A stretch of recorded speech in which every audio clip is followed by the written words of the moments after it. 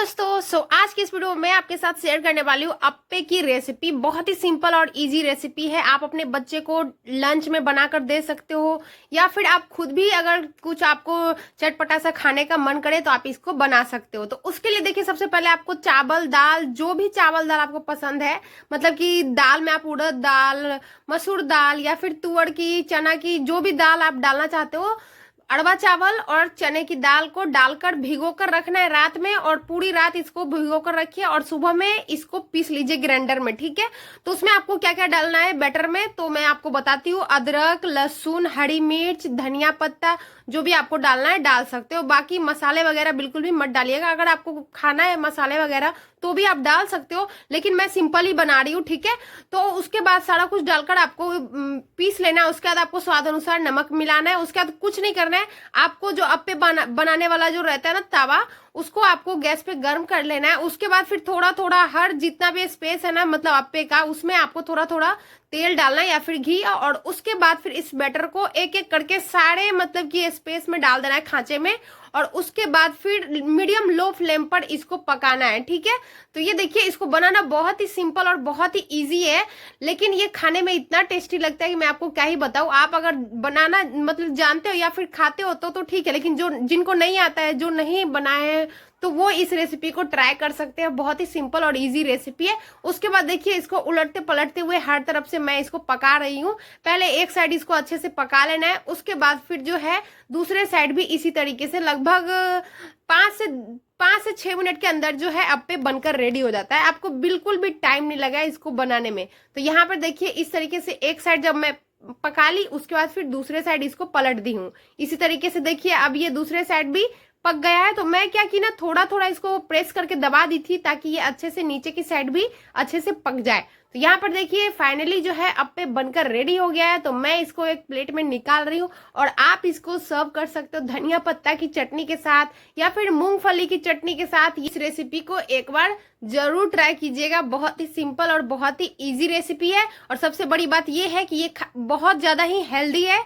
आप भी खा सकते हो, अपने फैमिली को खिला सकते हो या फिर बच्चे को भी खिला सकते हो।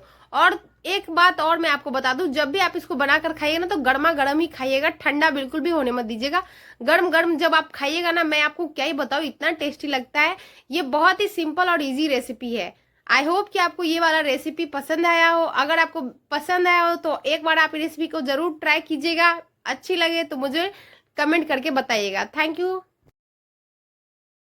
हेलो दोस्तों, क्या आप भी चूहों से हैं परेशान? तो आज मैं आपके लिए एक ऐसा घरेलू नुस्खा लेकर आई हूँ ना, कि अगर आप एक बार ये घरेलू नुस्खा वाले लड्डू बनाकर अपने घर में रख दीजिएगा ना, तो आपके घर में सालों साल तक चूहे जो है ना आने का नाम ही नहीं लेंगे। बस आपको एक बार ये घरेलू नुस्खा बनाना है और ये लड्डू चूहे को खिलाना है। ठीक है, तो चलिए मैं आपको बताती हूँ कि ये लड्डू बनाने के लिए आपको क्या क्या चाहिए होगा। तो सबसे पहले आपको लेना होगा गेहूं का आटा।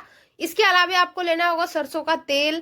इसके अलावा आपको लेना होगा मीठा सोडा, और लास्ट आपको लेना है 2 कपूर, और इन सब को अच्छे से आपको मिक्स कर लेना है। ठीक है, उसके बाद फिर आपको किचन में या फिर घर में जहां पे भी लगे कि चूहे आते हैं, तो वहां पे आपको मतलब कि हर जगह पे इस तरीके से, जैसे कि मैं आपको बताई हूँ ना कि लड्डू को डालना है, इसी तरीके से आपको लड्डू को बनाकर और फिर आपको हर जगह पे डाल देना है इस लड्डू को। एक बार जब आप इस लड्डू को बनाकर अपने घर में रख दीजिएगा ना, जहां जहां चूहे आते हैं वहां कोने कोने में डाल दीजिए इस लड्डू को बनाकर।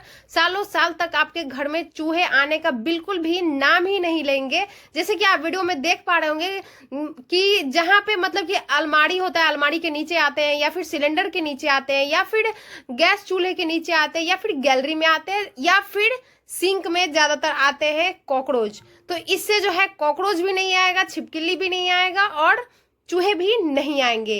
तो ये वाला लड्डू आप जरूर बनाइएगा। और इस लड्डू को कैसे बनाना है, किस तरह से इसको यूज करना है, क्या इंग्रेडिएंट्स कब डालने हैं, ये सारा कुछ मैं आपको फुल वीडियो में बताई हूँ यूट्यूब पे जाके। क्या आप भी दवाई का जो बोतल होता है उसमें जो इस तरह से स्टिकर लगा हुआ रहता है, इसको ऐसे ही लगे हुए छोड़ देते हो, और ज्यादा टाइम तक जब ये लगा रहता है तो ये खराब हो जाता है और पता भी नहीं चलता है कि इसका एक्सपायरी डेट कब का है। तो ऐसे ही आपको बिल्कुल भी नहीं छोड़ना है। अगर आप चाहते हो कि आपको लंबे टाइम तक पता चले कि दवाई का एक्सपायरी डेट क्या है, तो उसके लिए आपको छोटा सा टिप्स फॉलो करना है।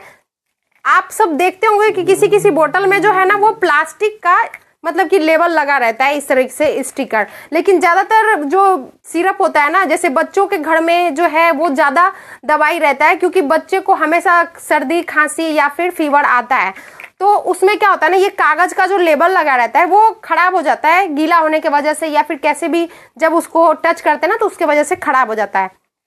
तो उसके लिए देखिए आपको लेना है सेलो टेप, और इस तरीके से सेलो टेप थोड़ा सा आपको कट कर लेना है। और ये देखिए जहाँ पे देखिए एक्सपायरी डेट, यहाँ पे देखिए जहाँ एक्सपायरी डेट लिखा रहता है ना, वहाँ पे आपको इस तरीके से सेलो टेप को चिपका देना है। इस तरीके से जब आप चिपका दीजिएगा ना तो ये मतलब कि ज़्यादा टाइम तक रहेगा और बिल्कुल भी ख़राब नहीं होगा इसका स्टिकर, और आपको पता भी चलेगा कि इसका एक्सपायरी डेट कब का है। तो अगर आपको ये आइडिया पसंद आया तो वीडियो को लाइक कीजिए, शेयर कीजिए, पेज को फॉलो कीजिए। क्या आपने कभी सीजर से चूड़ी को इस तरीके से काटा है?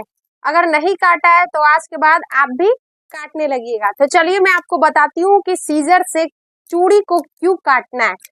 तो जैसा कि आप सभी जानते हैं कि जिनके घरों में सीजर यूज होता है, ऐसे तो सभी के घरों में सीजर यूज होता है। जहाँ सिलाई होता है ना तो वहां तो ज्यादातर सीजर यूज होता है, चाहे वो छोटा वाला सीजर हो या फिर बड़ा वाला। तो जब यूज करते हैं ना तो यूज करते करते इसका जो धार है ना वो कम हो जाता है, और जब धार कम हो जाता है तो कुछ लोगों को लगता है ना कि ये खराब हो गया है, इसको नया खरीदना पड़ेगा या फिर धार करवा कर लाना पड़ेगा, तो उसके लिए पैसे भी खर्च करने पड़ते हैं।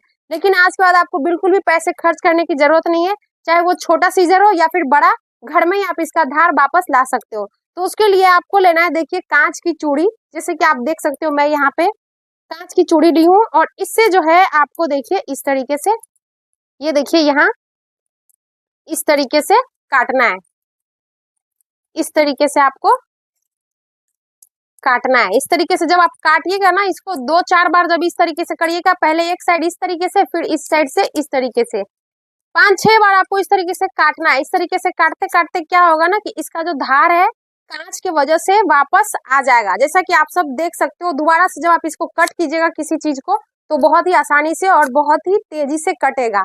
अगर आपको आइडिया पसंद आया हो तो वीडियो को लाइक कीजिए, शेयर कीजिए, पेज को फॉलो कीजिए। अभी गर्मी के मौसम में अक्सर जब भी हम मार्केट जाते हैं ना बाहर, तो धूप की वजह से एकदम से परेशान हो जाते हैं, तो ज्यादातर लोग क्या करते हैं ना इस तरीके से दुपट्टे को लेकर जाते हैं, या फिर इस तरीके से नॉर्मली झांप लेते हैं फेस को। तो आज मैं आपको बताती हूँ कि आपको दुपट्टे को या फिर स्टोल को किस तरीके से आपको बांधना है, जिससे कि आपका फेस भी पूरा ढका रहेगा और फिर धूप भी आपको नहीं लगेगा। तो यहाँ पे देखिए इस तरीके से आपको दुपट्टे को डबल फोल्ड करना है, फिर आपको यहाँ से इस तरीके से 1-2 नॉट बांध लेना है, और उसके बाद इसको देखिए इस तरीके से पलट देना है।